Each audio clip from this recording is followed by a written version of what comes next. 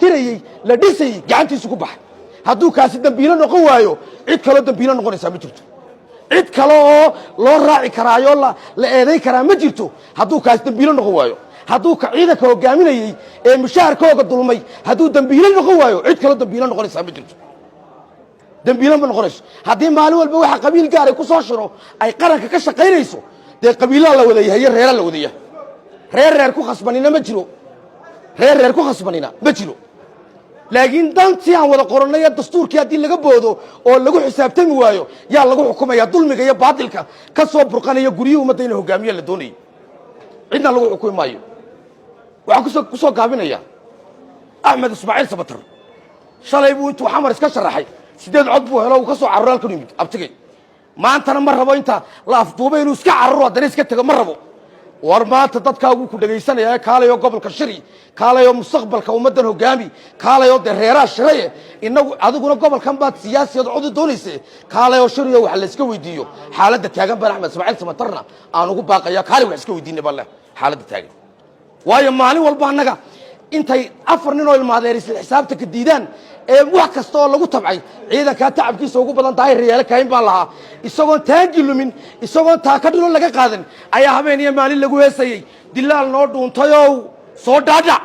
dilaal noo dhuuntayow soo dhaadha war ninkan maxaa maalin loo oran waay kelmad qabyaalad baa idin haysa macalgabigiina su'aal ma weydiisan reernimo idin haysa xanuun baa idin haya dadka kala nacab oo runta diidan baa idin haya runta sheegayna maanta laakiin halkan cidna cid hoostaytugu maaha halkan cidna cid kuma haysan karto maalintii jimciya dagaalku dhacay ee gobolka soo la qabsaday ee saanadii la qabsaday ayaa nima darajo wata anigoo halka fadhiyo murugaysan oo yaaban ayaa halka igu yimaadano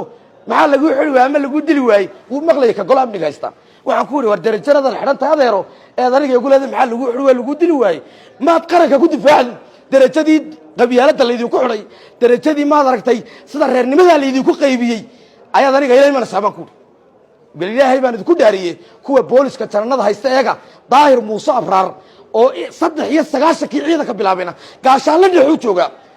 oo anika meed kasto la aaso soo faqa xifadiisu gaadhay war ma taasan qabyaaladahay ma taasan qolanimo ahayn ma taasan xumayn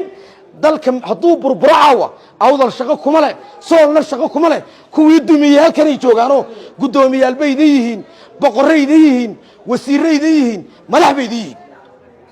waxa ku soo gabagabeynaya in badan baa been la shubay